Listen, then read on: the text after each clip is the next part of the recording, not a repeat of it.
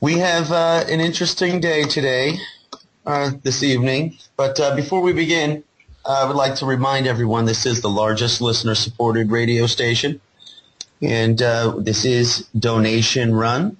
It covers the airtime for the radio host, and to keep this wonderful thing going for us to learn more and continue on, you could make your way to freedomslips.com. You'll see a donate button. I also recommend you to hop into the chat room, familiarize yourself, and there's a great chance you could have a good conversation and good discussion with a lot of intelligent people there in that chat room. John, have you had a chance to look through this seed pack? If you donate the $100, it is truly an amazing bargain. I mean, people are getting, I'd say, tenfold almost for their bargain for their dollar. And not only are you helping the station with that, but you're, like Mike said, or Hawk said, you get 35,000 seeds, 43 different varieties, and they're good for up to 25 years, non-GMOs, no hybrids, comes in there with the survival pack, the DVD with bonus footage. I mean, a Boy Scout manual to tell you which things are poisonous and what things to avoid and how to make certain things. Basically, an all-around survival pack, and I think it's one of the greatest things we can have. It really is incredible, and I think there's a lot going on in today's world here with a lot of the fires and the flooding and everything happening globally here that people really do need to prepare.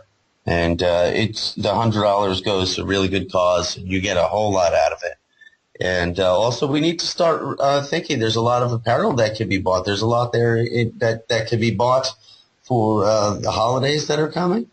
And there's a lot that can be done. We're trying to get a hold of our guest right now, John. He is actually with us, Joe. Preston, can you hear us? You're right. He did lose us, but he did hop on and he says he's on the line. He'll be right back, but nonetheless. We're trying to get him on here. But what we have going on tonight is we have Mr. Preston Dennett joining us tonight. Fantastic author. He's written a great deal of works. John, 15 books, MUFON researcher of over 25 years, going on to 26 years. He's currently writing books 16 and 17 now. Best-selling books. My personal favorite, because I'm biased living in California, is UFOs Over California, but two of the really great ones that are currently out right now is UFOs Over New York and UFOs Over New Mexico. And Joe, since you are actually from the East Coast, I think UFOs Over New York applies. Absolutely. There's a few sections, multiple chapters in his book titled UFOs Over New York that directly correspond with the area that I come from. But they're well-documented cases. It's amazing. A lot more has not come out of them in relation to the UFOs and the Hudson Valley of New York area. It's a continuous. During the 80s, it was a continuous situation, and it looks like John. We're gonna see if we could give him a call here, and we'll see if we can bring him on. There seems to be a little bit of technical difficulty linking up with him, but we're trying to get through to him, folks. We're going to have him here momentarily. There's the reason I'm trying to be a little resistant is I really don't want to tell too much about the book if I can get him on here, because it's always better to have the author himself here. Let's see, we'll try again. Hello, Preston, are you with us? I am. Hello, I hear you. Welcome to the show. How are you this evening? I'm doing great. How are you? Oh, not bad at all. Not bad at all. Thank you for the attempts of getting back through to us there. Yeah, I don't know what's going on with my Skype thing, but apparently it's cutting in and out. No worries. Don't worry about it. Well, we got you in this way, so it works out, Preston. We were just we were just entering the show here, and we really didn't get into much, but we were just touching on the topic of your bio. And most specifically the book UFOs over New York, John and I were just discussing. And can you tell us a little bit about yourself first, Preston? Certainly. I grew up very skeptical of UFOs and pretty much anything paranormal. But it was in 1986 that I heard a report on the news about a sighting over Alaska. Didn't believe it for a second. I assumed this pilot, this Japanese commercial airline pilot, who claimed to have seen a UFO tracking his plane, and it was actually caught on radar as well, not only on his onboard radar, but on the ground-based radar. And none of this was in the news. They just kind of mentioned it tongue-in-cheek and laughed nervously. And like I said, I didn't believe it, but I made the mistake of asking my family and friends what they thought of this ridiculous pilot claiming UFOs over Alaska. And that's when I got a real shock. I found out that my brother had seen a UFO, my sister-in-law had seen a UFO with her friends, and I had later a face-to-face encounter with apparently gray-type ETs. And I had a couple of friends who had missing time encounters, people at work who had really dramatic encounters. So it really hit home for me. I found out that probably a quarter of the people that I knew within, my family and my circle of friends and coworkers had really dramatic encounters. Now, this was in 1986, about? Yeah, quite some time ago. How did you feel about UFOs prior to this? I did not believe in them, and I was actually kind of disgusted by the subject. I bought the party line. I thought, stars are too far away. There's no way aliens could get here. And if they were here, they wouldn't look like us. They wouldn't have eyes and arms and legs. I'd heard of the gray-type ETs. I'd heard of it, vaguely. But I just thought it was too Star Trek. I just didn't believe it. It was a lot of people seem to have come to you right around 86 there. Surely you must have been hearing of them before, but you really weren't putting them all together. Was it the one being tracked with the radar that really brought your attention around and had you starting to focus on what was happening? I don't know what pushed me over the edge, because I'd watched In Search Of years earlier, and they did a nice treatment of the subject. I didn't believe it. And occasionally it would come on the news, and like I said, it was usually tongue-in-cheek, and they joked around a little bit, and I still didn't believe it. I think what really turned the corner for me was when my sister-in-law was describing her encounter with gray-type ETs. And I was able to predict things that she would say before she said it. And this was back, when there weren't a lot of books out. Hopkins' books had not come out, David Jacobs, John Mack. And so there wasn't really a lot of information out there. Right, you had to know where to look. Right. And she was telling me stuff that, matched exactly with the literature that was, out there. And she hadn't read any of it. So that really made me think, well, there's probably really something to this. So then what took you from those days back in 86 to publishing a dozen plus books? How did you come to that decision to do that? Or even more so to just pursue the topic with the attitude you have? Yeah, well, the thing is I finally gathered enough evidence between my family and friends and coworkers and reading books and magazines and to decide that this is probably real. And honestly, I felt scandalized. It was not good news. It hit me like a ton of bricks because, this wasn't taught in schools. This wasn't taken seriously. And I really, had to adjust my whole worldview. And I couldn't believe how difficult it was. And I thought to myself, my God, what happens to someone who's driving down the road and doesn't believe in this stuff and they're actually abducted or something? This could really send them over the deep end. I hadn't had any history of contact.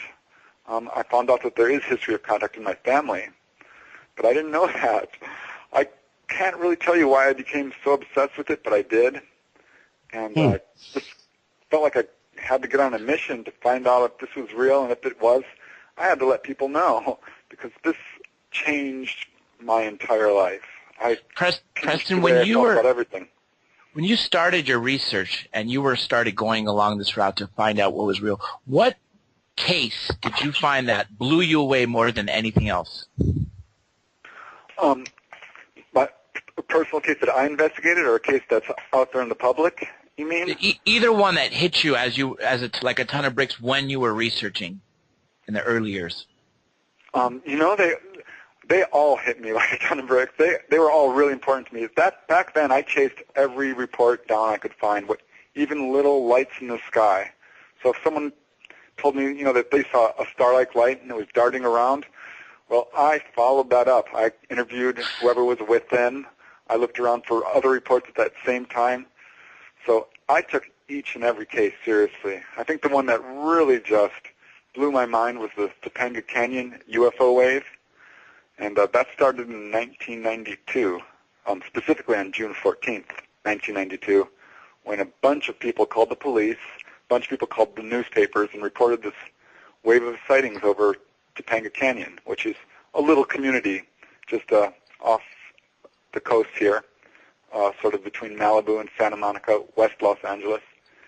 And it was where I lived, and to find out that this was actually happening in my own community, well, I couldn't believe it.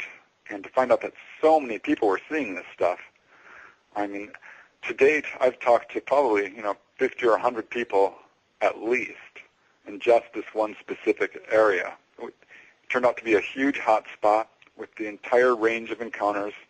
And I had to write an entire book, literally, just about what was going on in Topanga Canyon. So that particular case is probably still the biggest single investigation I've ever done. That is a case that is pretty popular, Topanga Canyon. Yeah, we had, let me see, there was at least 5 or 10 cases where cars were being chased down the road by these objects. So, most UFO cases, these objects... Well, what's happened to those people?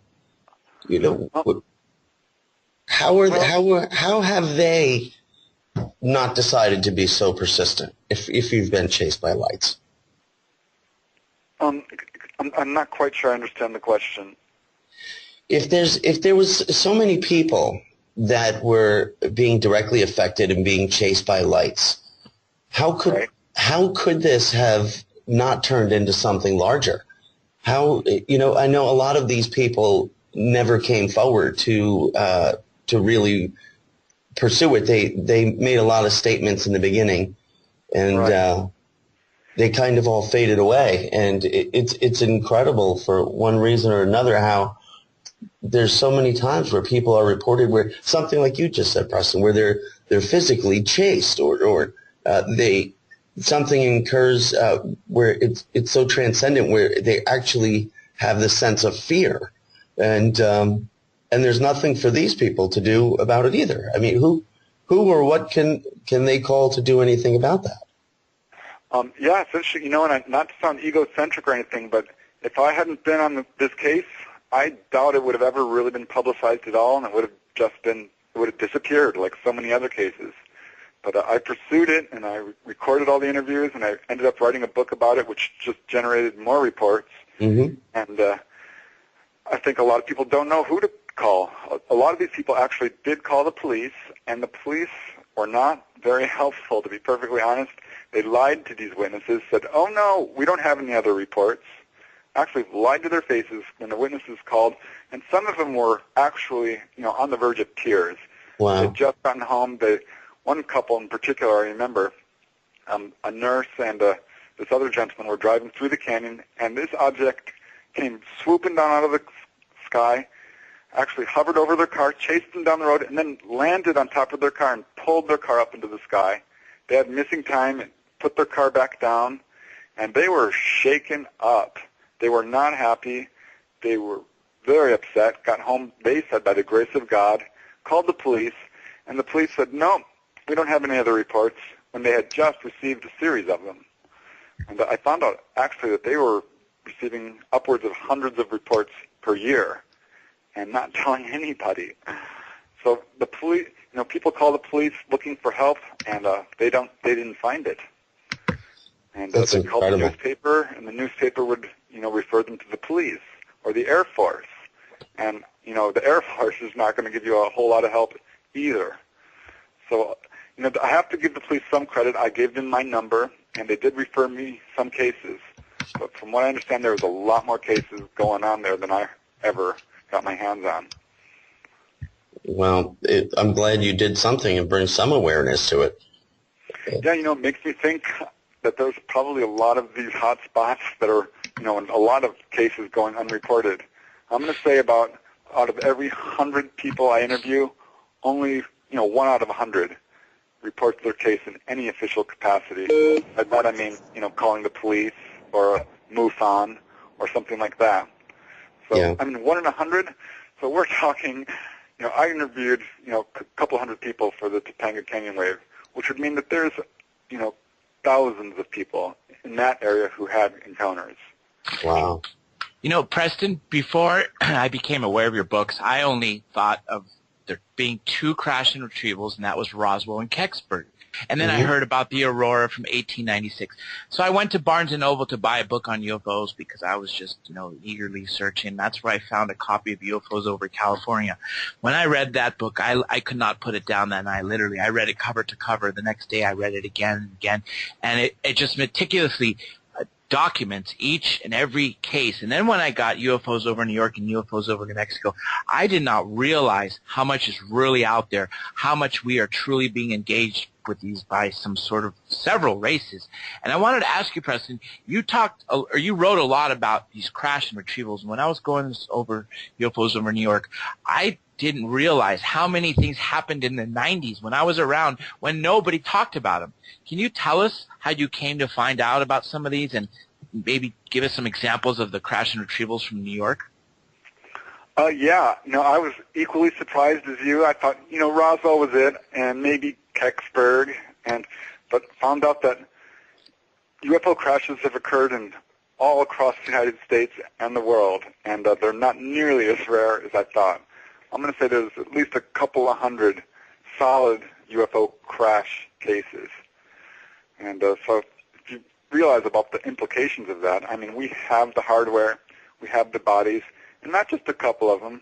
We have so many that they're in military bases all across the United States, not just Wright-Patterson, but Edwards Air Force Base, Norton Air Force Base has been implicated.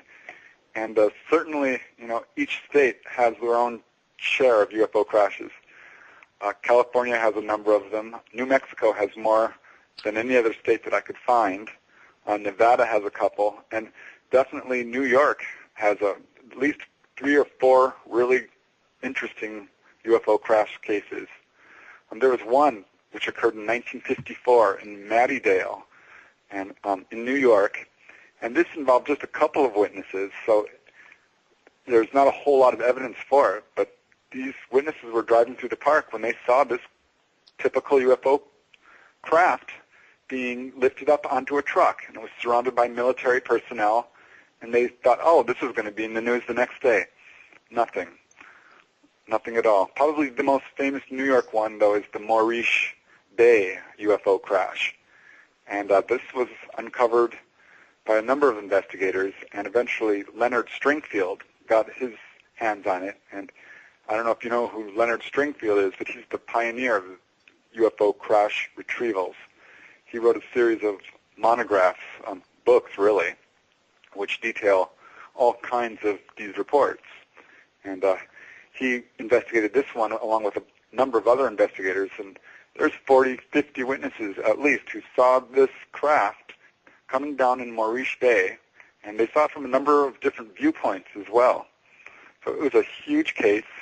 It's very interesting because this is just not far away from where, what was that airplane that crashed? Flight, W800? Right, that one. Right off of Long Island, yeah. So there's a lot of speculation and some evidence, actually, that this wasn't a UFO crash in the sense that, this aircraft lost control and crashed accidentally. We shot it down. At least this is what the evidence that's coming forth is saying, that some particle beam weapon that we had was used to actually bring this craft down. And there was actually a group of psychics, allegedly, who was there to try and communicate with the ETs, and it did not go well. There was a hostile interaction, and some of these people died. Whoa, wait, back up a second. Hostile interaction with the ETs? Yes, this is what one of the reports coming from Maurice Bay talks about. What race of the aliens were part of that crash? Do you know? I don't, because we were not able to get any of the first-hand reports of the type of ETs. This one was covered up pretty harshly too. And this was in 1989, so this was after we had technology that's readily available to capture something like this. Right, not that long ago, and so that's probably New York's biggest case in terms of UFO. But it's crashes. not its biggest place, because there was a possible similar activity in the Central Park area, right? Yeah, as well, which is astonishing when you think about it. That's a well-populated area, and that's what I found with a lot of these New York UFO cases is, I think there's a misconception that UFOs are seen only in rural areas. Well, that's just not true. In New York, there's some incredible displays that have taken place, and people have seen UFOs hovering over the United Nations building, over the Empire State Building, going down, major highways and Central Park, you name it. And in fact, there are cases where people have seen ETs in places you would never in a million years expect. Penn Station, the train station, on a subway, in a cafe, in a bookstore. So it's not only celebrities that are hiding out in the streets of New York. No, and this is, jokes aside, New York is a very cosmopolitan place. There's a lot of really different-looking people. But you're absolutely right. Walk on the streets and not be recognized because of that. I can tell you the honest truth, being a New Yorker myself. There's so much that goes on in the everyday happenings of just being on the street of New York alone that nothing shocks you at all. You could see a UFO being put on a truck, and you might think it's just part of a set or a commercial shoot, or God only knows what it was, some sort of a play in the park, or there's all kinds of things that go on that you see some of the strangest things on the streets of New York, but you become accustomed to it. And right. Well, that's exactly what happened with the Brooklyn Bridge abduction case. With Linda Napolitano, as investigated by Bud Hopkins. She was abducted out of her apartment along the Brooklyn Bridge, and 10, 20 witnesses along the bridge there saw it happening, and almost every single one of them thought it was a movie at first. You're right. Because there's so many different kinds of shows and different kinds of theaters and performances and all kinds of productions that go on. Not to mention there's just the crazy factor alone of the street life of New York. You see some very interesting folk around town. Exactly. I don't think people expect to see ETs in a bookstore, but that's what happened to the editor of Morrow Books. Mr. Lee was his name, and he went in to check on Whitley Strieber's book. And he walked right up to it, and that's where he saw two figures that he says were not human. They were dressed from head to toe in, clothes which covered pretty much every square inch of their skin, scarves and heavy jackets and oversized sunglasses. And he accosted them because he saw one of them pick up the book and start speed reading it in a way that was much too fast for a normal person. He was really intrigued. And he came up to them and, asked them about it. And he heard them actually talking, saying, oh, this part's wrong, this part's right. They got this part right, this part is wrong. And he's like, wow, who are these people? And they turned around and looked at him, and he says he fled because they gave him a look of utter menace, like a mad dog. And they had really huge eyes that were not human, really freaked him out very badly. And he left. So I know how that sounds, but there's another case where a lady was on a subway, and she's an abductee, and she saw this gray type ET ahead of her, on the car ahead of her, and she's like, oh, I can't be seeing this. No one else around seemed to notice, and this is something that turns up again and again. These ETs can show themselves to whoever they want and remain invisible to everybody else. I see someone has written a comment here also in New York, which is very, very true. There's no one's looking up at the sky.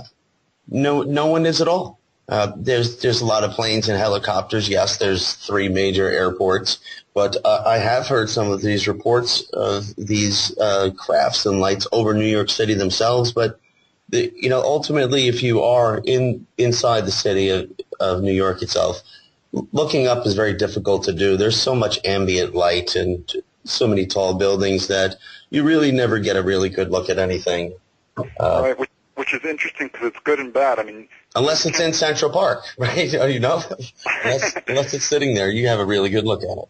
Well, what's interesting is because there's so much light pollution, you can't see any stars, you can't see shooting stars, you can't see really anything except an occasional plane. That's right. When you do see something, well, you can bet, it's probably unusual if it's a large object up there in the sky and that's not moving or is moving erratically. Well, it's not a plane. You're absolutely right. Now, to move along in the book, if you don't mind, Preston, I'd really like to move to another part of your book, UFOs over New York. If we could talk about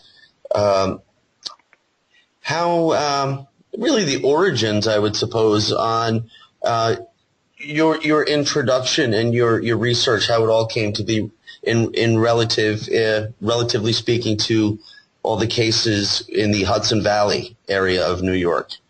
How did that come to be? Did you have particular contacts you were working with there? No, UFOs over New York was kind of a follow-up to UFOs over California. Mm-hmm. And I didn't want to write it, but I kept getting this impulse to do it. It's almost like the ETs themselves were, and I know how that sounds, but I felt like I was being compelled to do it in a way. I understand, and we're glad you did. We're glad you did, because you really did compile it all very well. You have, for covering the large topic of UFOs over New York in general, you covered the whole majority very well, and I'm sure there's so much more. I know books have been written alone just on the topic of the Hudson Valley area. Exactly, and my whole point the reason I really wrote the book is because I want people to take UFOs seriously. I think it's very, very important that they go mainstream and that people start, we have to start teaching this to children in schools. And that's why I wrote it as kind of a history-style book, because New York does have a history. It stretches back over 100 years. Each state has a really incredible, complex history of these sightings. Not just sightings, but landings and abductions. In fact, with New York, the whole abduction movement really began in New York through the work largely of Bud Hopkins and Whitley Strieber, and it's been carried on by other investigators like Philip and Brogno. But most of the early abduction reports came from New York area. Preston, in your book, you also, speaking of abductions, you mention a case from 1929. Can you talk about that? There's a lot of really early abduction cases. Back then, they weren't taken, people I don't think interpreted them as abductions necessarily. And so often they would say, these are angels or demons or something like this. So we have a number of encounters that are very, very early, which people, did not interpret necessarily, or they didn't tell anyone that they were necessarily abductions. There are some very, very early ones. 1921, was that one in New York? Yes, in New York, in the abductions chapter. I can't remember that one. Abducted by aliens, 1929. Let me read what it says more.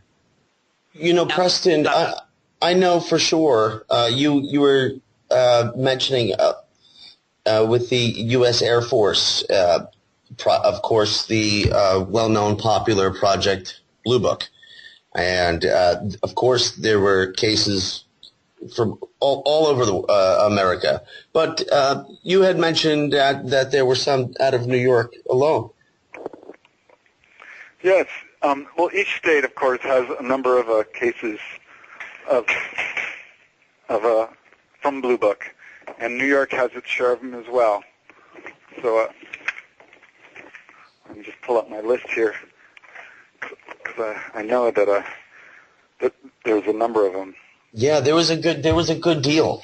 Now, in New York, there was in the Hudson Valley cases, there was many different reports of specifically the triangle of lights. There was a lot of lights that were also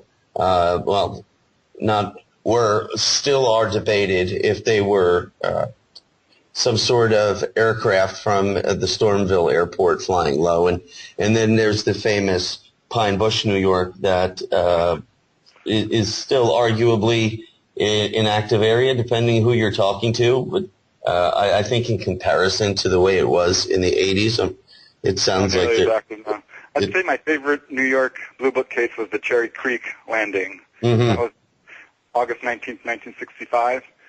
And that started when a bunch of people in this small community started seeing UFOs. And one family had this encounter where a UFO actually landed in their yard. Initially, this was seen by just one of the children. And he ran inside to the house and alerted his family, and the other children came running out, and they saw it take off. The mother only saw sort of like the mist from it. And this UFO flew around and then came back and left again. They called the police, and the Air Force ended up being brought in, and they had landing marks in this field, strange purple fluid they pulled up, and the Air Force investigated this, and they were not able to come up with an explanation, and were sort of forced into calling it as one of their unexplained cases. Right, one of the unexplainable. Right, and it was seen by a number of different neighbors. One couple, they went out because they actually was a family, a mother and her kids. The kids wanted to go see the UFO, and she's like, no, there's nothing out there. I'll go out there and prove it to you that there's nothing out there. So they went out there driving along, and then if one of these things didn't come swooping down and do what they always do, chase these cars down the road. That's incredible. She was terrified, really upset. The kids loved it, and they pulled over into a gas station, and the gas station's like, oh yeah, I've talked to a number of people who've been seeing this thing. So there's a lot of witnesses to that one particular Cherry Creek landing. One of my favorite cases, really, in New York. That's absolutely incredible. Do you recall how many cases were deemed unknown in the New York area from Project Blue Book? Would you have any idea? Yeah, it wasn't that many at all. It was like maybe 10, 20, 1, 2, 3, 4, 5, 6, 7, 8, 9, 10. And I think there was one in Middletown, New York area. Yeah, summer 1963. Yeah. A lot of these were not super, necessarily New York's best cases. These were just cases that the Air Force was kind of painted into a corner and forced to call unidentified. Blue Book was largely a whitewash operation. It was a publicity stunt designed to get the Air Force out of the UFO business, and it worked. Didn't they perfectly. keep the files of some of the best cases to themselves? Oh yeah. Well, we know that the best cases did not go to Blue Book. They were bypassed Blue Book and went straight to the Air Technical Intelligence Command. Anything that affected national security was not for Blue Book. Blue Book saw none of the good cases. And any of the good cases that happened to land in their lap, they would ignore. They spent all their effort focusing on cases that had an obvious astronomical explanation. So it was full on a cover-up. But the Blue Book it's a disaster. I love at the end how the civilian researcher J. Allen Hynek changed his mind. He came in as being the skeptic famous for the swamp gas explanation, and turns out to be one of the largest proponents for ETs. That's right. Stan Friedman called that one right out. Right. And he was not happy about it either. He resisted it for a long time, and finally was forced to it. It was because of that whole swamp gas incident in Michigan that finally made him realize that there was something more to this. than just, swamp gas. Right. Well, I think if the story is right, he had to come up with that swamp gas explanation pretty quick. And it seemed to have worked, but he had to have known it was only a temporary explanation. Right. Well, he says that, he just raised it as a possibility. He didn't say it was swamp gas, and he got really targeted for that explanation. And it was because of that he started to shift towards, being much more a believer and realize, because he noticed the patterns. People would have what he would call an escalation of theories. They'd start out, oh, it's a plane. No, it's not a plane. Maybe it's a helicopter. No, it's not a helicopter. Could it be a balloon? And they go through this list trying to find what it was, and they become stumped. And they'd run into what he would call a paucity of theories. They had no idea what it was. So he started to realize, these people are accurately describing what they saw, not just fantasizing, not just trying to be, catch some publicity and get some attention. Because people generally don't report their sightings. And I think that's another misconception, that people are trying to get publicity and become famous by reporting a UFO, when actually the opposite is true. I'd have to agree with you there.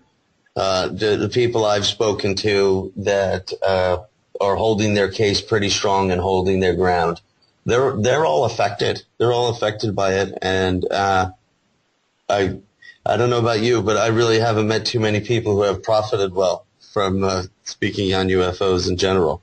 It's a tough one, and it's usually spoken honestly by the passionate people. And right. Well, I'm certainly not in this for the money. I have published a number of books, but they just barely bring in enough money to support my UFO habit. Really. And I'm sure there have been a few bestsellers out there. I know that Scully's book, Behind the Flying Saucers, did very well.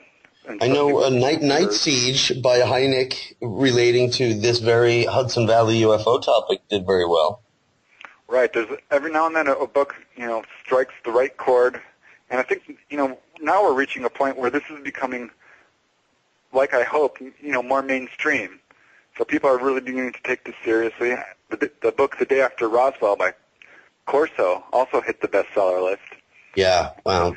But still, nothing has topped what Whitley Strieber did with Communion, and that stayed on the top bestseller list for, I think it was 5 years or something. That's astounding. And so, he broke open the door to, let abductions be widely known. And that 1929 abduction case in New York. Yeah.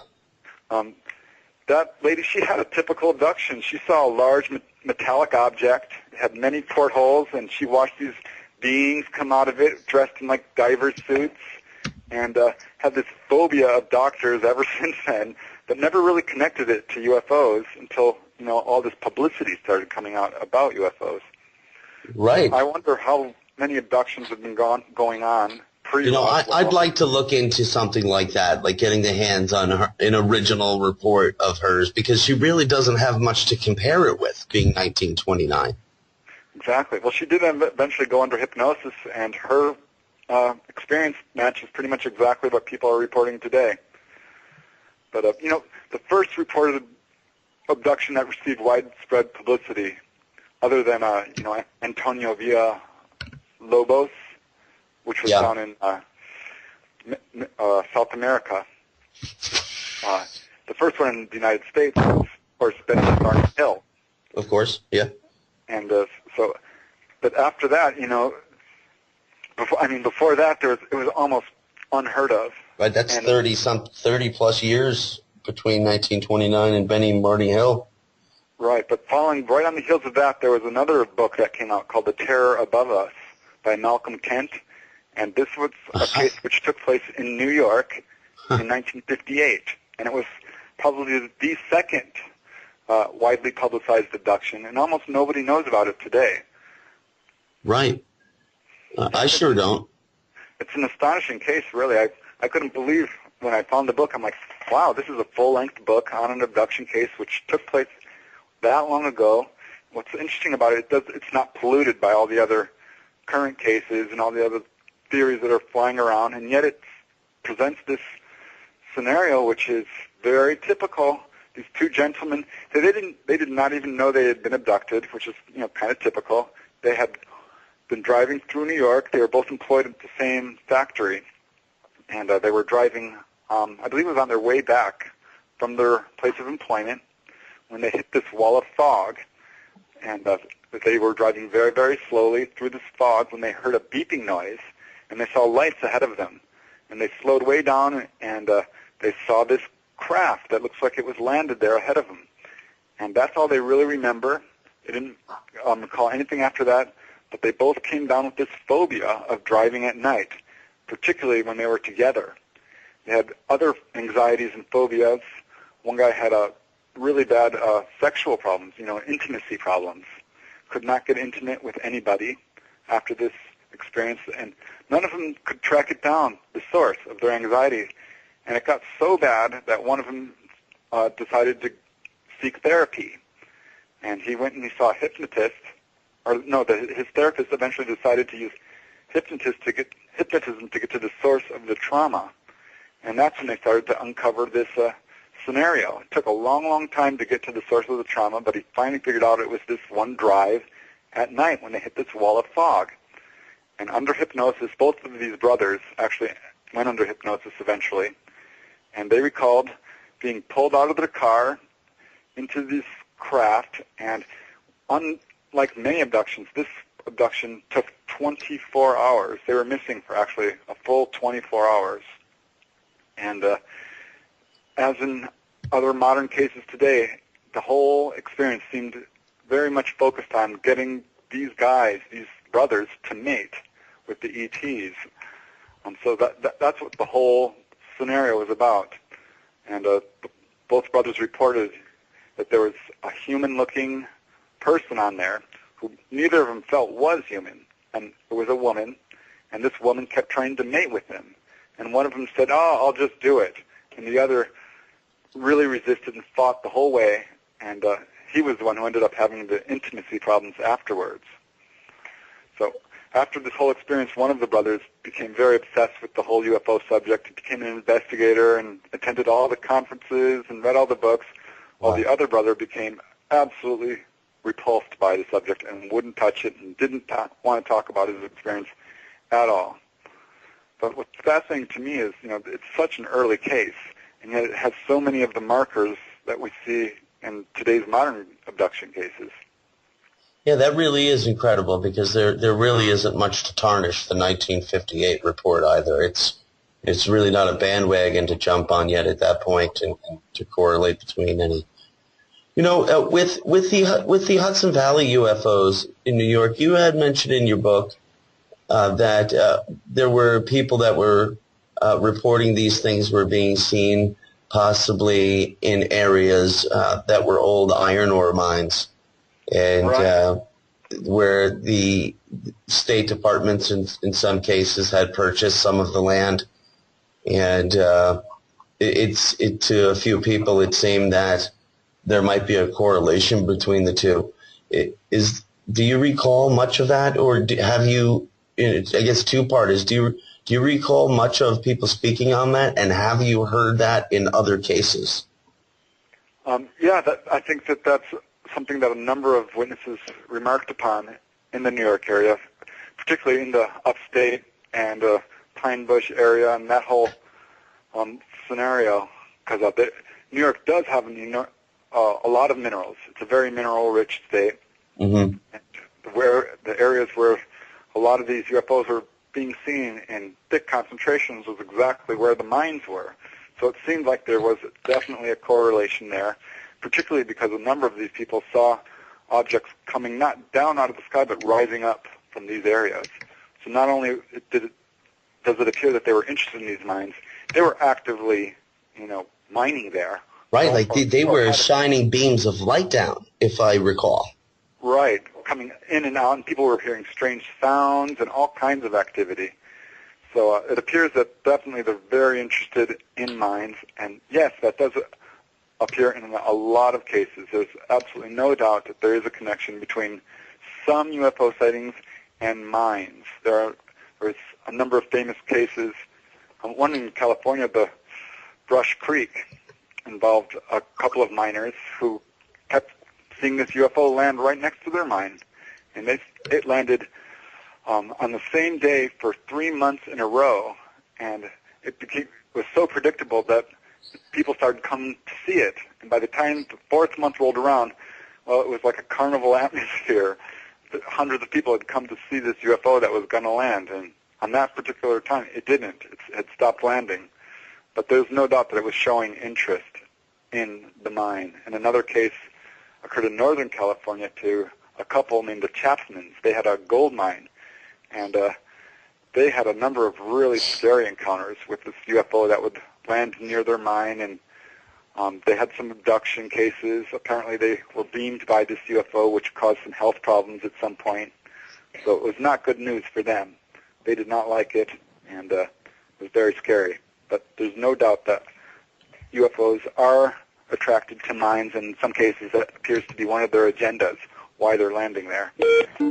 That is wild. Because there's a lot of other people, even present day. I know of 2 people in particular that appear to have quite a bit of activity in their area. And mines are what they're looking at. And it's amazing. One case I have to mention because it just tripped me out. It's a New York case. I think you'll know there's a pattern with UFO sightings. They're very, very interested in our rocketry. Anything that we do with space travel, they're there watching it. Edwards Air Force Base is a magnet for UFO activity because of that reason, I think. And there was a case in New York involving a father and his 3 young sons. They went out to start shooting off model rockets, just your little, tiny little toy rockets. And they were launching one after another, and had gotten to like about the 5th one when suddenly this UFO shows up and starts whizzing around their toy model rocket as it's flying through the sky. So which just proves the theory that if you're going to launch into space, well, they're watching it. They're keeping very, very close tabs on everything we do in terms of space travel, and that includes, apparently, toy rockets as well.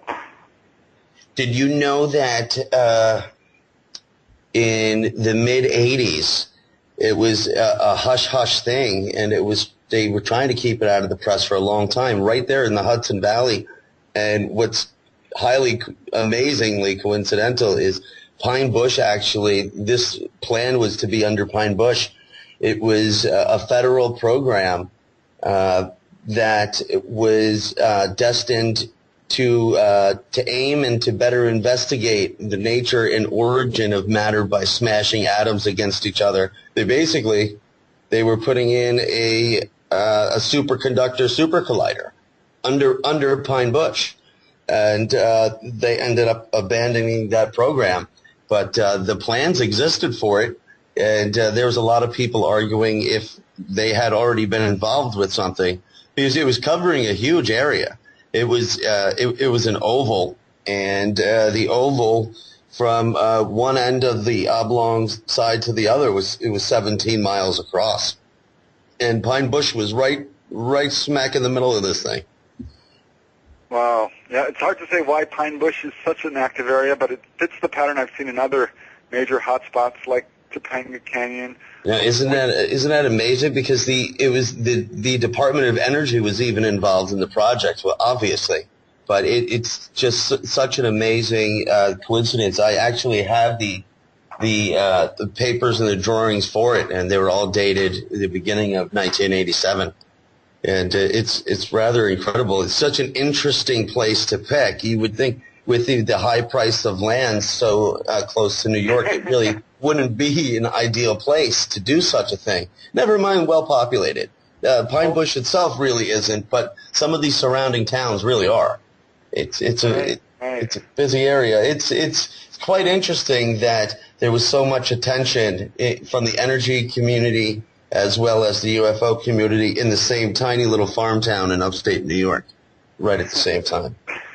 You think there's something going on behind the scenes that we're not aware of? There really must be something going on. Yeah, no doubt about it. And the whole UFO situation has just caused utter panic in the military. And a typical case is what occurred in 1956 over Griffith Air Force Base when two commercial airline pilots with a jet full of passengers encountered this UFO, and Griffith Air Force Base ordered them to follow it. And this is, something that's just not supposed to happen. Commercial airliners are not under the jurisdiction of the military and certainly should not be chasing a UFO when they have passengers on board. That's but right. This is exactly what happened. And, Ryan and Neff, the pilots, obeyed the Griffith Air Force Base. Preston, I'm sorry to cut you off. Right at a hot point. We got to bring you right back to that. Folks, we'll be right back after the break with our guest, Preston Dennett. Just hang. We'll be right back in a few minutes. Hello and welcome back to Researchers on a Mission Radio. Thank you for joining us tonight here on freedomslips.com. My man, Dr. J, is joining us. That's right. How's it going, Dr. J? Excellent, Joe. How about you? Loving it. You hear this stuff Preston's saying? Incredible. It's incredible research. Everyone, please look into Preston Dennett. We're going to speak to him about how we could find his books, and we're going to get back to him shortly. Before we do, I'd like to remind everyone this is the largest listener-supported internet radio. We do accept donations on freedomslips.com. While you're there, please feel free to look around and get familiar with the website, and please join the chat room where you'll find we're in the chat room. There's a lot of people in the chat room. You can ask questions. We're also taking calls.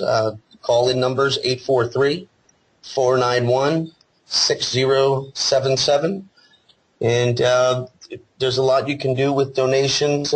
There's an excellent seed pack you can get with over 34,000 non-GMO seeds and everything you need for proper restarting, irrigation, cultivation, how to clean your water, how to do everything, really.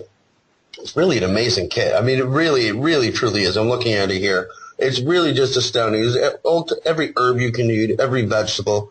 And let's remember, folks, you're not going to plant 34,000 seeds, but when you do plant the ones that you begin with, those will produce tenfold the amount of seeds you've already began with. But if you feel the need to, and you'd like to prepare for safety reasons, these can last for over 20 years in the freezer.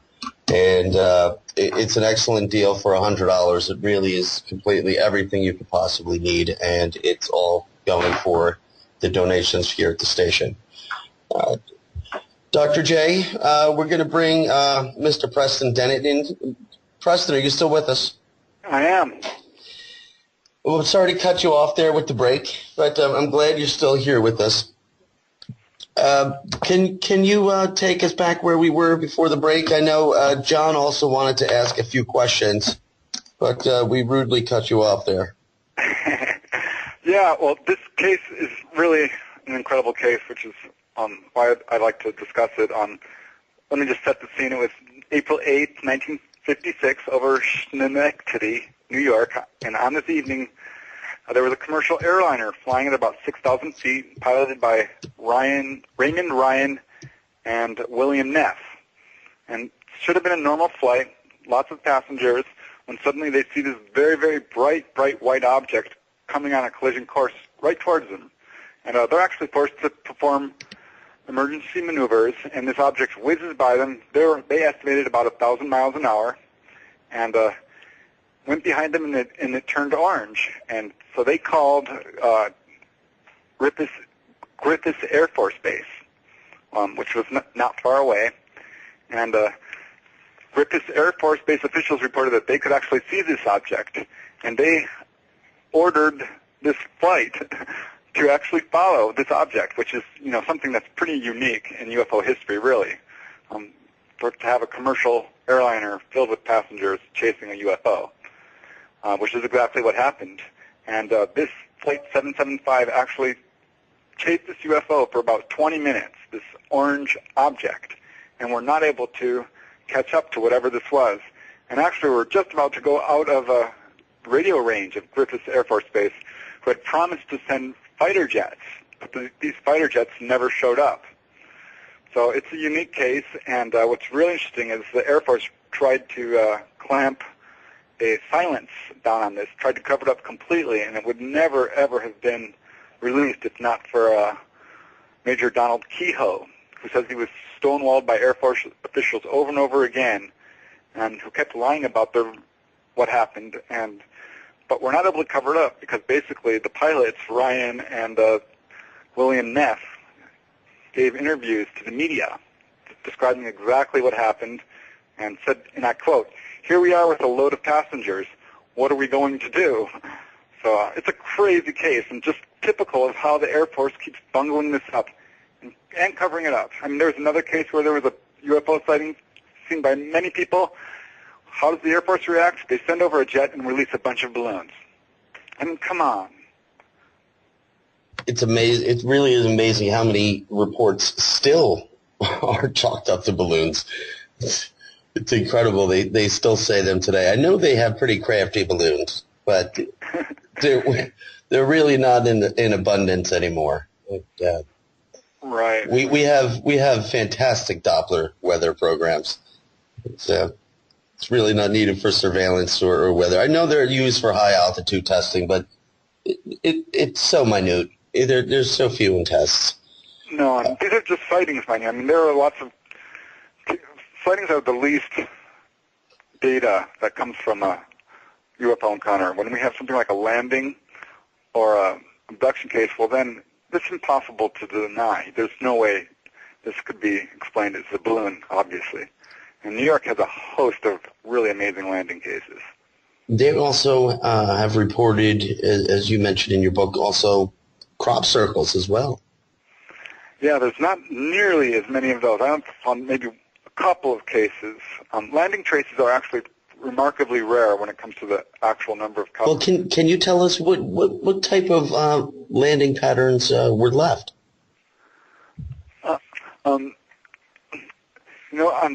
Typical triangular?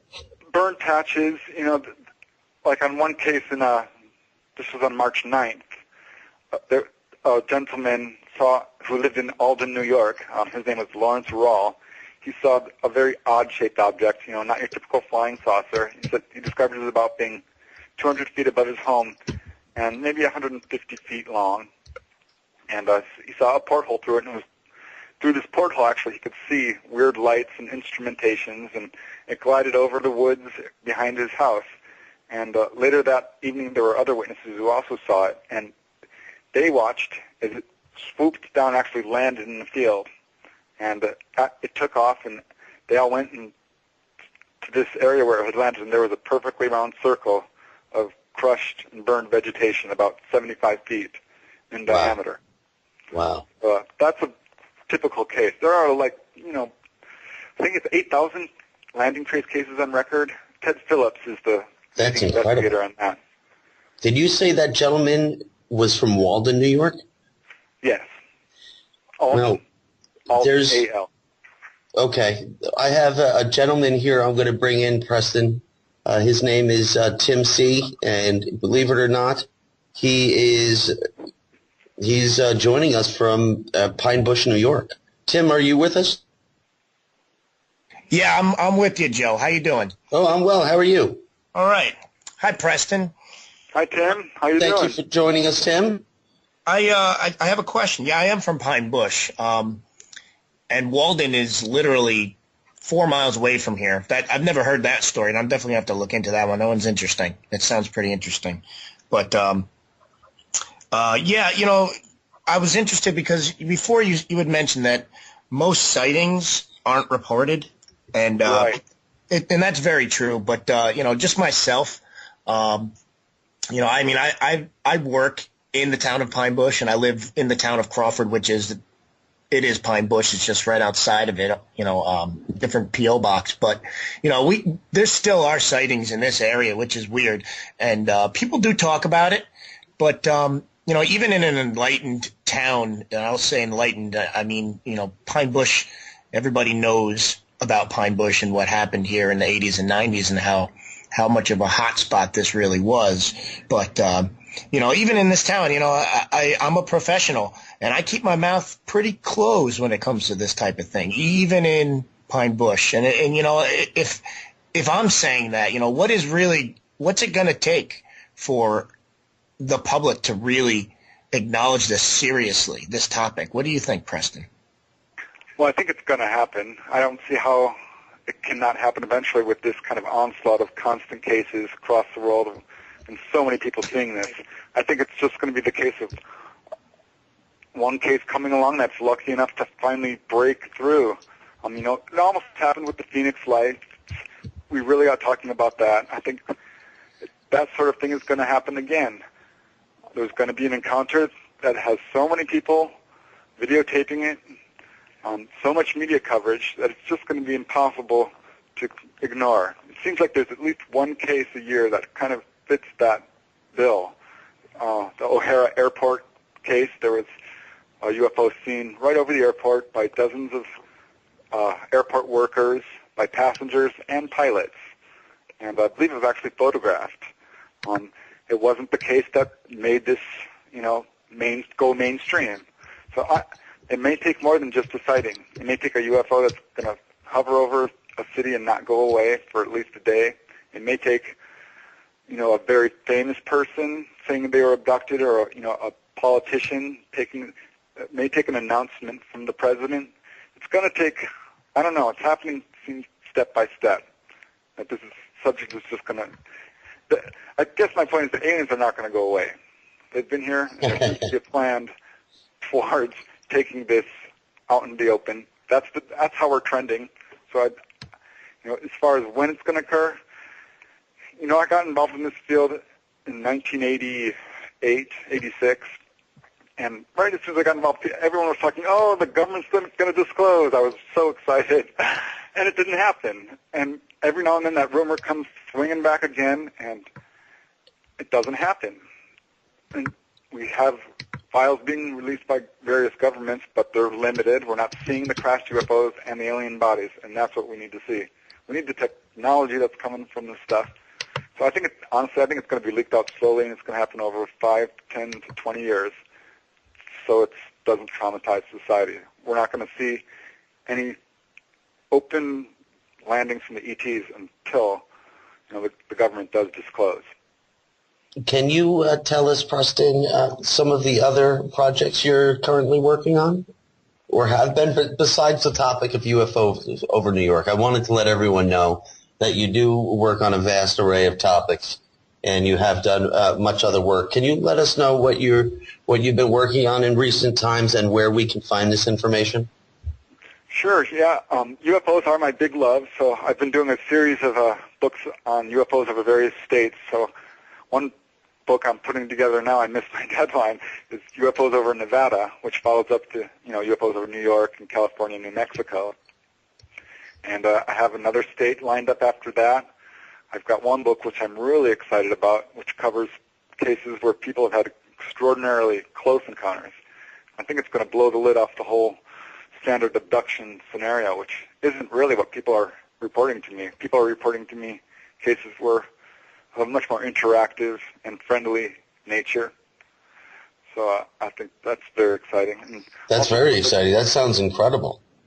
Oh, and none of these people are going under hypnosis. This is stuff to remembering consciously. Like this guy who had contact with a 15-foot-tall praying mantis-type creatures, and it was friendly. It's an incredible story, which would take me an hour or two to tell, really. So his case is in the book, and I have other cases, that are just don't fit the mold, like you hear so often of, people being taken on board, examined, and let go. So I'm excited about that, and I'm doing all kinds of other research and other paranormal topics as well. And if you go to my website, which is my name really, PrestonDennett.weebly.com, all one word, PrestonDennett.weebly.com, it lists all 15 of my books, which cover a vast array, really, of paranormal topics. Because I have to tell you, Joe, it's not just UFO hardware that's going, and recording cases and that's going to solve the UFO mystery. Because there's a psychic aspect to it. A lot of these people who are having contact are very spiritual people who are having a wide variety of unexplained experiences, everything from out-of-body experiences, ghost sightings, and near-death experiences. So this stuff is connected in ways. Well, let's talk about that, Preston. When you say they're very spiritual people, are we now talking about that this is on a whole other level of consciousness with possibly some correlation to technology? It's hard to say. How I started to realize that people were having a lot of other unusual experiences besides UFOs, right? So I started making my questions more open-ended and letting the witness just talk. And I would say, what unexplained experiences have you had?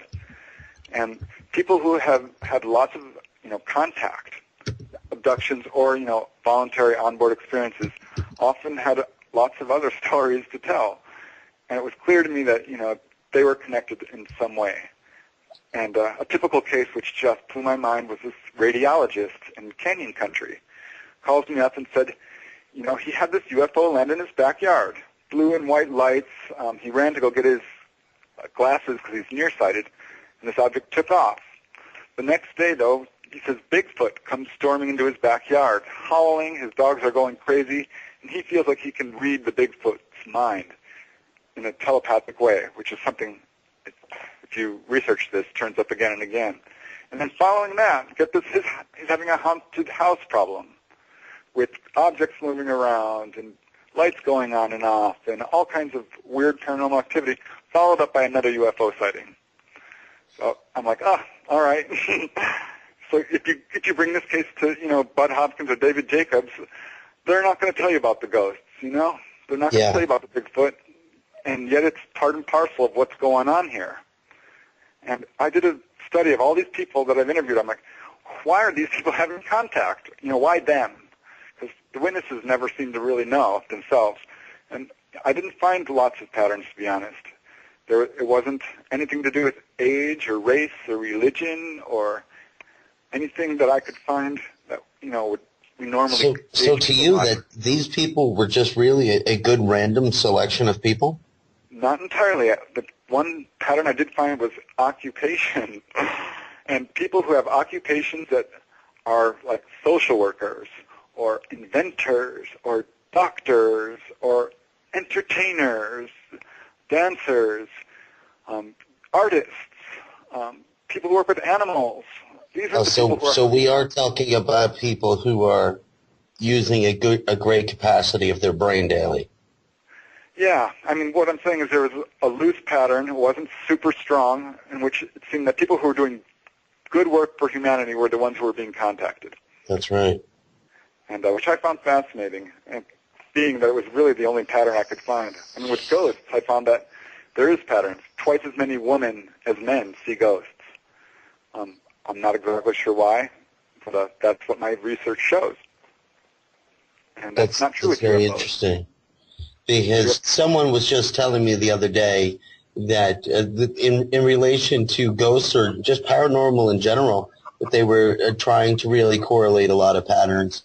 And they were, well, I don't really want to say too much. It's not my work. However, they were finding enormous correlations directly between people who are more in touch with their emotions. A lot of people who are more aware or don't necessarily ignore the emotions and put them off. Someone who could focus on it a little more and be a little more in touch, if you will. And another pattern I noticed that was very strong, actually, was following an abduction experience, or not necessarily one, but people who are having clusters of contact experiences throughout their lives, not necessarily just one experience, end up walking away from this experience very profoundly changed, not only in the way they view the world, but in that they're psychic. I guess that would be the simplest way to put it, that they have a lot of experiences involving telepathy and precognition. And telepathy I can understand because this is part and parcel of the UFO contact. Almost as a rule, aliens communicate with telepathy, and so this seems to activate something in people. But I have to tell you, that's really strong.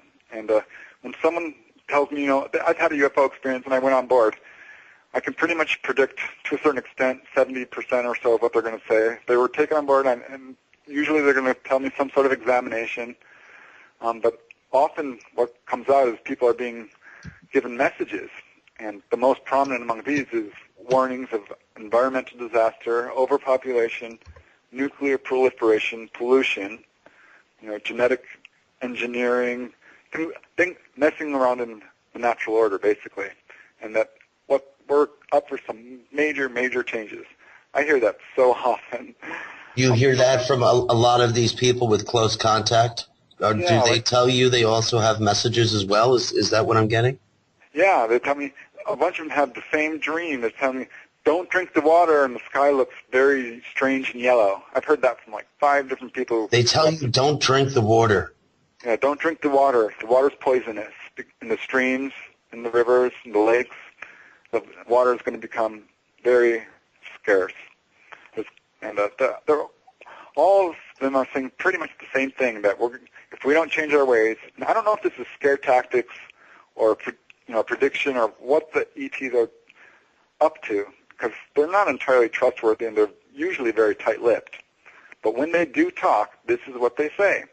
They say, you have messed around with your environment. One guy was held, when you started messing around with nuclear bombs, you started down a time clock, which will cause all these disasters. And then they showed him all these disasters. And he says they were hurricanes and landslides and even man-made disasters like mine explosions and, where people get killed in a mine. And all these disasters. And some of them were very personal to him, a motorcycle accident that he would have. And he says, these are all coming true. He says he sees them with these on TV. He's like, gosh, that reminds me very much of what they showed me. And so that's a typical case. And I've got a dozen of them. And those are just mine. I mean, in the literature, there's many, many, many more. It's the number one thing the ETs are saying. What are you doing to your planet? Right. That really is something that I'm hearing again and again from all sides. It's not coming from only ETs, if you think about it, too. I mean, our scientists are saying it. And if you talk to the whole American Indian population, the elders, all the stuff that they're coming out, same exact thing. And what's most fascinating to me is the near-death experiencers who, go up to the other side and they come back with the same damn warning. Exactly. Daniel Brinkley, Betty Eadie, all the famous near-death experiencers said the same exact thing. What are we doing? We've got to stop polluting. And what's killing me is we have the technology. We have the UFO technology to completely solve the energy crisis, the environmental crisis, and the economic crisis in one fell swoop. And it's going to happen, but I don't think it's going to be a very pretty transition. Right. There's too many powerful people have too much to lose to make a lot of those transitions. It would really change. It would be drastic change that we don't know how to do. But we have to stop avoiding the problem now. Because we're at a different age than has ever happened. UFOs have never been in such big numbers over the world before. Not that we know of. Not in recorded history. It started in 1947 with this giant superwave, and it really hasn't stopped since. It's just kind of ebbed and flowed on, not, I don't think, in the amount of contact, but in the way that we perceive it and report it. So there'll be waves of sightings. It's because one person's reporting theirs, and then another is, and then we have this snowball of interest in it. And suddenly, we're slowly beginning to realize UFO crashes are real.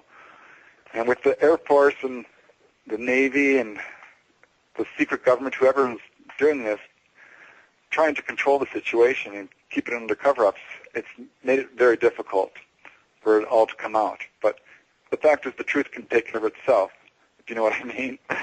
Well, I hope it appears to be, it worries me because we are, as a species, we really don't learn from our mistakes too well.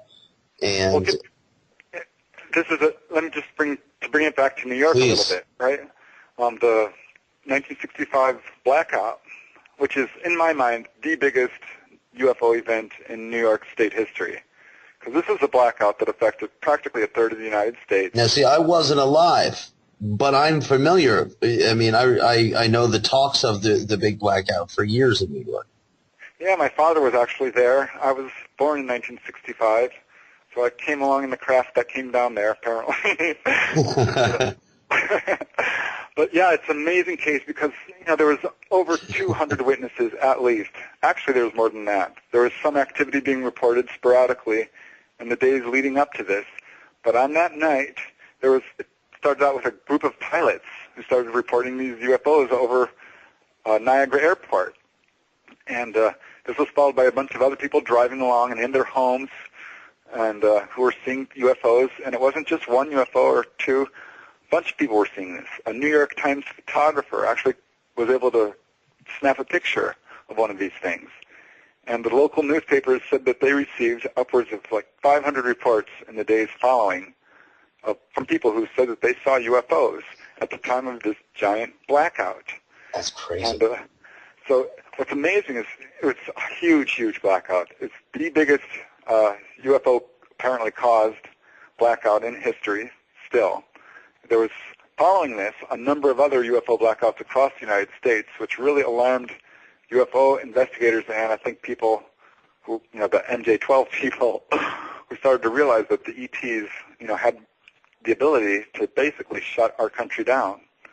And that's, I think, exactly what they were doing, putting on a display. This was something that they do and continue to do. They put on displays like the Phoenix Lights, like Hudson Valley UFO Wave, like, what's going on in Pine Bush. They're displaying themselves in certain cases.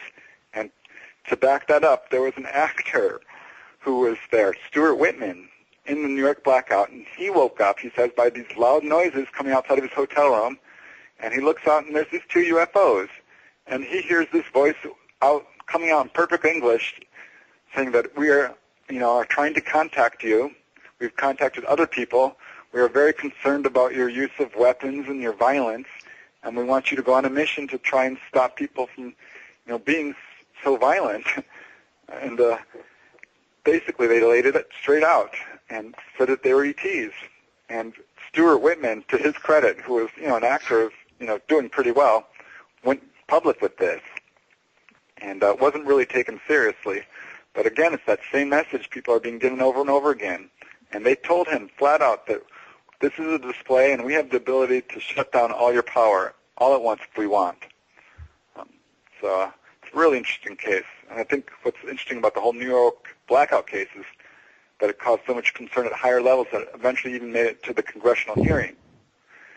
Do you think the original influx of the large waves of UFOs that began in 47, do you think that was directly related with Energy 2? Do you think that was from our nuclear tests or just our use of nuclear weapons in general? Yeah, I think it's pretty clear that it is. And it's speculation, really, but certainly that was brought up by a number of researchers that the modern wave of UFOs coincides pretty much exactly with the nuclear age.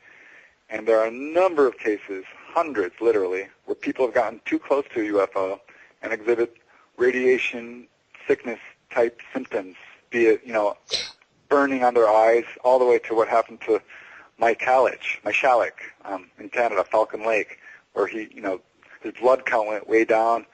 He lost hair. He had vomiting and nausea and all typical radiation symptoms. So there's no doubt nuclear power and UFOs are intimately related, particularly in the fact that they're hovering over all our nuclear installations from Indian Head, what happened in Indian Head, New York. Yeah. Good Lord, where UFOs are hovering right over our nuclear power station there, and particularly right over one of the power plants that had a fault in it and would not have been discovered had they not hovered over it. Can you tell us more about that? Because even though I'm from the area, Preston, originally from that area, it's seldom known. People really don't know much about it. People hear the topics of UFOs' interest in nuclear power plants, but can you tell us more about the story of Indian Point for everyone out there? Yeah, in Indian Head, it's a nuclear power station in New York, And like all nuclear installations, they are magnets for UFOs. And a number of the workers there saw these UFOs hovering not for just, they didn't fly over and just keep on going. They went right over this thing and stayed there. And not for a minute or two, but for a long time, enough to cause the whole installation to go on to high alert. And it would never have been discovered at all, except for these workers came public to Philip and Brogno, and who actually really suffered a lot of harassment because of what he went forward with this case. And what's interesting, like I said, is the UFO hovered over one of these installations where there was a fault in the power plant, which would not have been discovered had they obviously not hovered over it. So it's one of only many cases, really, where UFOs have shown strong interest in nuclear power stations, like what happened in Montana, where UFOs hovered over a nuclear base. Also, South Dakota, they actually started shutting these warheads down. So there's no doubt they're absolutely very concerned about what we're doing with nuclear power. And I think that's why they were over Indian Head, New York. Trying to save us from ourselves. For everyone out there, the power plant Preston is speaking of is really, it's just outside of New York City, just miles, probably 30 miles. And it sits immediately on the Hudson River, and it, coincidentally enough, it's pretty much the beginning of the Hudson River area. The Hudson Valley area at that point. Where Preston mentions quite a bit about the UFOs in Hudson Valley. But, Preston, the UFOs with electricity is something that's been going on a long time. You had mentioned people having electric problems in their house, just any kind of electronic gears, from small power outages, brownouts, to full scale and these nuclear plants. Do you think that when they're doing this, Preston, as you mentioned earlier, do you really think it's just a show, a show of power, or do you think when it's on a smaller scale, do you think that the energy is being used instead of is it being used as a tool as opposed to just as a show? I think both. In some cases it's clearly a show, and others. I think what happened with the Hudson Valley UFO wave in that time period where these objects were coming up and down that one highway, seen by so many people, that was a show. They want to be seen. They're doing some sort of publicity stunt to, I think, affect our consciousness. There's no doubt about it. Where in other cases, I don't think they necessarily want to be seen, but they have an agenda. Like with the Indian Head case, they hovered there for 15 minutes, and the nuclear base has cameras which were trained on it, and they described this object as like in Close Encounters, actually it was shaped like an ice cream cone, which I thought was really interesting. And they said it was easily about the size of 3 football fields. So this is a huge object that is not afraid of being seen because it has an agenda. They're doing things for a certain reason. When they're hovering over power lines, I think there is some evidence that they are taking electricity from that. I have a case in Washington, or let me think, perhaps it was Idaho. It was up in the northern area there. And this gentleman was actually inside the UFO when they were hovering over the power lines. And they told him that they were extracting power, and he watched them do it. So I think that there is some evidence for that also with power stations, which suddenly go off, and that's what they're doing. So I think the New York power thing was what they said it was, a display. But in other cases, some of these power outages, they're taking our power. And in other cases, they're pointing out, like, listen, don't mess with this, or there's a mistake here, like what happened at Indian Head. Yeah. I mean, that's a really good story. It would be a great storyline to try to introduce them to the public, to let them know that they do help, because if that really did go down to a meltdown, like I had mentioned, it is immediately outside the city limits of New York City, and I would imagine many people would be in direct danger just in New York City alone. All about Fukushima in Japan. Yeah. I haven't heard any really strong UFO stuff with that, but I'm sure there's something going on. Because they're not ignoring it, That's a big one. Yeah, that's an absolute devastation that's still occurring. It's not ending. They're really sparing us the details, for goodness sake. They're really not telling us anything. Everything that we're hearing on it is really coming from stations like this, and I don't see much of it anymore on mainstream news. Are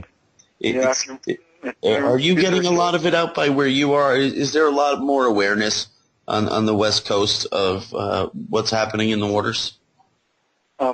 In regards to Fukushima, no, really not at all. I heard maybe not in the mainstream news at all. I get, some emails from various, sources which talk about how the nuclear waste is being detected farther and farther out, or, not nuclear waste, but it's being nuclear radiation is being detected in fish very, very distant from this area. So I saw a couple nuclear maps. I really hate even saying that. I don't know what the proper terminology was, but it was showing the water maps. It looked very similar to a water temperature map, and it was showing the radiation levels in the water and where the currents were taking it, and it was just it was really hitting everywhere on the North American and Central American coast, and some places pretty strong. But again, I'm not someone who interprets these. I just would like to think that map should be blank. There really shouldn't have been anything on there. And I can only imagine what's going on. I know a few reports had come out not long after the whole incident showing several UFOs pretty active right there. It was a while ago now, and I haven't seen much come of it any time in recent months. But, before we start really getting to an end here, Preston, I'd really like to get your touch on a lot of these, let's just say the UFO topic in general. I also know that you're quite familiar with ETs, and you've spoken to a lot of people, a lot of first-hand accounts on these. Can you tell us anything valuable in relative to how we can better understand what people are reporting with these ETs? I'll certainly give it a try. Yeah, please give it to us. There's a lot of researchers out there, and I think we started out back in 1947 with these ETs coming in large numbers, and then something really interesting happened, the contactee wave of the 1950s. And I'm sure you've heard of this, where George Adamski, Truman Bethlehem, Howard Menger, and a bunch of people like this reported contact with basically human-like ETs, or Truman Bethlehem said that they weren't exactly human-like, but small midgets. And but basically most of these people report friendly encounters in which they were given the same messages abductees are being given today. And this went out into the 60s and then suddenly stopped, but I don't think it stopped. I think it went underground because what happened is we got hit by the Hill abduction, and this became the norm. And in the 70s and 80s, it really skyrocketed. We got these epidemics of abductions by gray-type ETs that pretty much stopped people who were having friendly contact with human aliens from telling their stories. And now I think we're coming more full circle, and this is what I'm really excited about, because I'm getting a lot of reports of not just gray types anymore, but of all different types. I'm going to say about 70% of the stories I get are still your typical gray type ET, with the large eyes. Are they wearing clothes? Some of the witnesses can't even tell. Sometimes they can. and describe jumpsuits, but their stories don't vary a whole lot. They usually report being taken on board, told not to be afraid, we won't hurt you, given some type of examination and let go. And in a few cases, they're given messages. But not always. I've got one case in Arizona where a couple was driving along and they said this UFO was chasing them. And then suddenly it would go ahead of them on the road and they would be forced to follow it. And it was kind of playing this cat and mouse game, right? And what happens is they watch it land into a field and disappear. I'm like, oh, that's weird. And they go home to their hotel room and they're like, oh, God, it's like 2 hours later than it should be. That's bizarre. Wow. And later realized, oh, we had missing time in association with the UFO. Let's go under hypnosis. So the husband did, and he couldn't recall anything other than this UFO landing. And so the wife goes under hypnosis, and she recalls it landing and human-looking ETs, except for that they did have white skin and were bald and had large dark eyes, but could have passed for human, if they wore sunglasses and a hat. And opens the door and basically, waves them in. Do you want to come in? You don't have to. They were invited aboard, is what they told me. And she recalled they went on board, and it wasn't very much on board the craft, which is typical. People usually say they're very sparsely furnished, no decorations or pictures and things like this, just instruments here and there. And she asked them, well, where are you from? And they said, well, we're from a place you don't know about yet.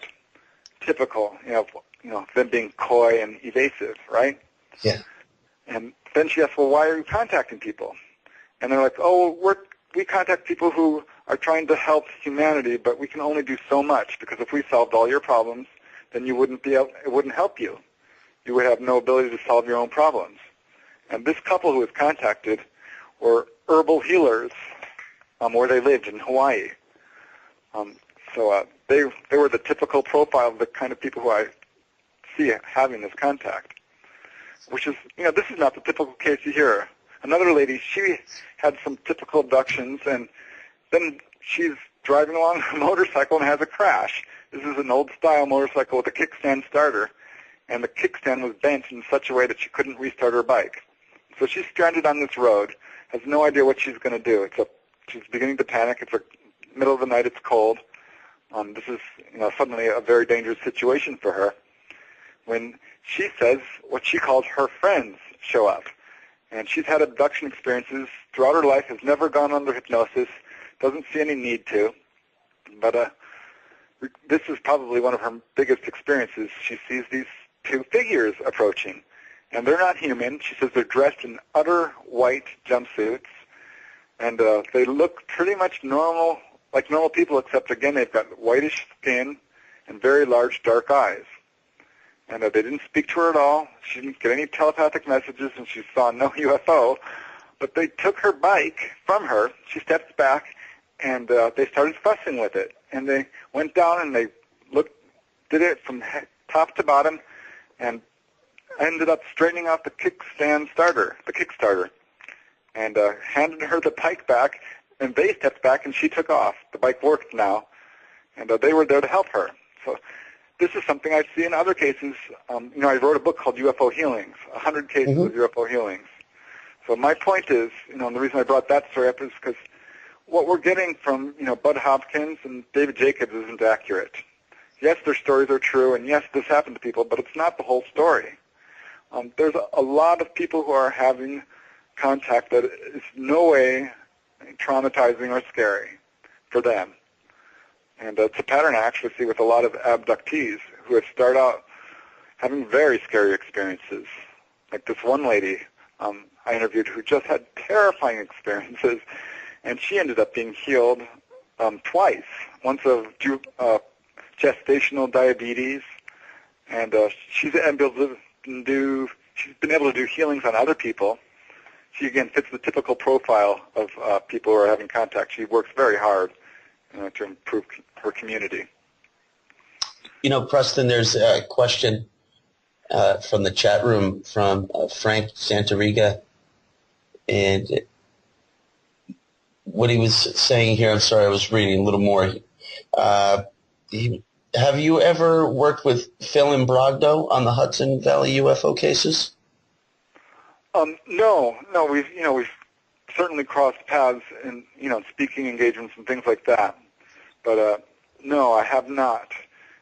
When I did the whole UFOs over New York, I was able to visit New York for 2 weeks, so it's not. I wasn't able to interview a whole lot of people.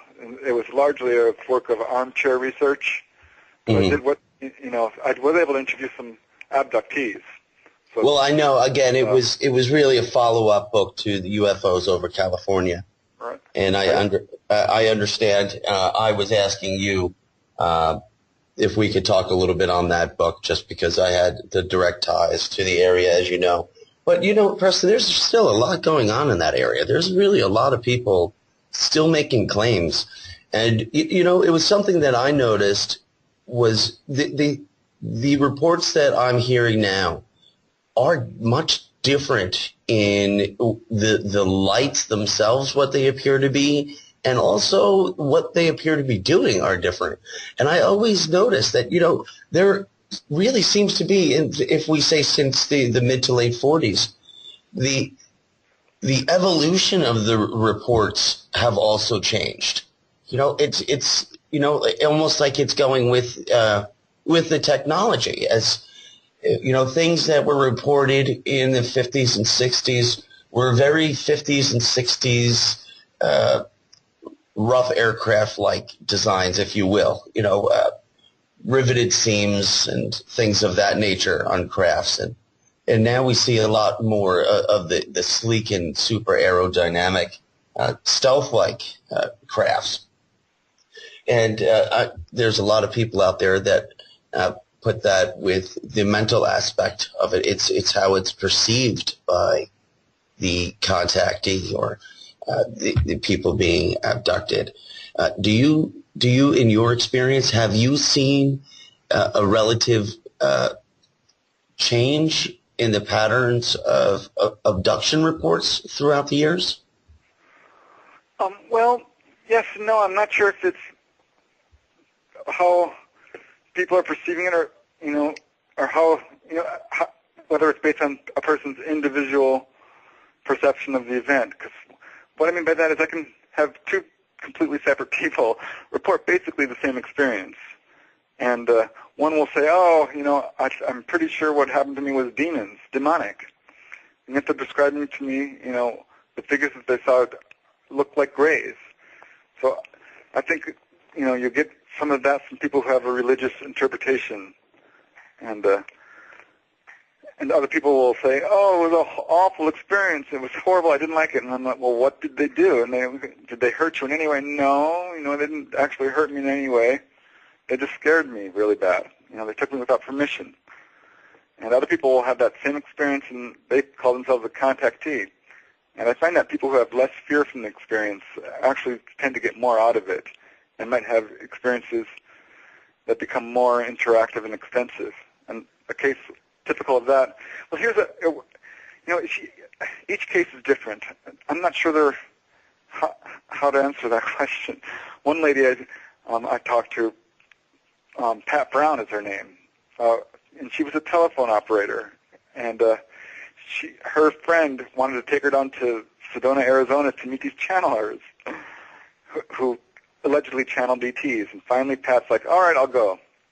And she went down to Phoenix, and she talked to this channeler, and she's like, if you're really an ET, I want to see one of your ships. I want to go on board. And the channeler's like, that will be arranged. And she went home to her condo in Pacoima, I believe it was, or Arleta, that area, which is, densely populated area. Yeah. And started having terrifying abduction experiences by grays. Just awful. She didn't like it. It was very, very scary for her, and she wasn't getting any sleep, and this was going on for, months. Finally, she said she just became sick of it, and she says, take me, if you're going to take me now, and I want to be aware of what's going on. And she says she woke up on board a ship, and it was a very spiritual experience for her. They showed her feminine and masculine side. They showed her a ring that's surrounding our planet of negative thought energy, which they said is absolutely choking us and causing all sorts of negativity feedback, and it's part of our problem in terms of, crime and violence, is because we're so negative, we're steeped in it. And they showed her, like, past lives and out-of-body travel and alternative healing and these types of things. And she's like, well, what do you look like? And she saw this beautiful human, and she's like, that's what you look like? And they said, no, well, we can look like whatever you want us to look like, is what they told her. And she's like, oh, and she had a lot of spiritual experiences following that, and she quit her job and became a hands-on healer. And she's got testimonials from all these people who say that blue light shines out of her hands. I'm going to have to get back in touch with this lady. I lost touch with her. Yeah, that sounds fantastic, actually. But it's kind of like the typical thing. So in terms of contact evolving, that's what I see. So often I'll see people, I'll talk to someone who's currently having contact, and they're in a state of, fear. Yeah. They're having a difficult time with it. But that's got to be a lot of just the conscious mind, Right. But then again, we can't just go around hypnotizing people to bypass all that. I generally do not recommend hypnosis. Almost all the people I've talked to have not gone under hypnosis. And when I wrote a book, Extraterrestrial Visitations, 9 out of 10 cases there are all without hypnosis, and they all involve very extensive contact. And this next book I'm writing, again, no hypnosis. I'm a believer in hypnosis. I believe it is a valid tool to recover memories, but I don't think it's necessarily beneficial in a lot of cases, unless you're manifesting anxiety, which is affecting your health, unless you're hell-bent on knowing what happened to you. I probably would myself. Yeah. But if I had missing time, honestly, I probably would. So you wouldn't recommend it, but you would do it yourself. Because I'm the kind of guy who would not rest. I'd be hell-bent on knowing. I understand that. I understand. I would first try other procedures, which include meditation and dreams and extensive interviewing. You'd be surprised how much you can break through these walls of amnesia through just dreams and meditation. So that's the tool that I usually recommend to people. And there are people I've referred to hypnosis because they want to know what happened to them. And what happens is they go to the hypnotist and they get the story and they're like, well, I remembered, but I don't know if it's real. And that's, the problem, because they often aren't really satisfied by what they've uncovered. Sometimes they are, but often they'll feel like, well, how do I know I'm not making it up? I'm pretty darn sure they're not, right? Yeah. But the problem is there's so much out there these days that it's really hard to tell. And the people that I've referred to go into hypnosis feel like, well, they got what they paid for. They wanted to know if they were taken on board, and they recall being taken on board. But it's a different type of memory. It's not kind of like conscious memory. So there's always that sort of... On the other side of the coin, I do know a few people that have undergone treatment for the UFO abduction fields, and it's been quite successful. It's been beneficial is probably a better word, where they have been able to pull a lot of other details out of the regression therapies and such. Yeah, it can be very satisfying, I think, for the witness to find out what happened to them. But what's even more satisfying is when they're able to have conscious contact, and that's where it gets really exciting, because that's still the cutting edge. Where, because this is something abductees should also think about, is, demanding the right to be conscious during their experiences. Yes, yes. I've had people who were able to successfully do that. Is that right? A couple of times, and that seems to be a pattern that trends in these cases. If That sounds like someone with good control. Right, and they tend to have more conscious contact than the average person who's like, I don't want to face this, I don't want to deal with this. Because what happens is if you don't want to deal with it and you don't want to face it, and it's going to happen anyway, you react with panic, and they have to sedate you and control you and paralyze you. Well, we're getting very close to the end of the show, Preston. Can you just let everyone know where we can find you again? Yeah, you can just Google my name, Preston Dennett, and it'll take you right to my website. The actual address is prestondennett.weebly.com. That's all one word, and Dennett is with a D, as in David, not Bennett, and 2 N's, 2 T's. And I've got all my books there. And you can So find real the book quick, also on Amazon. do you think that UFOs are here every day? Oh, yeah, there's no doubt. The UFO Reporting Center receives upwards of a dozen reports from California alone. So every single day.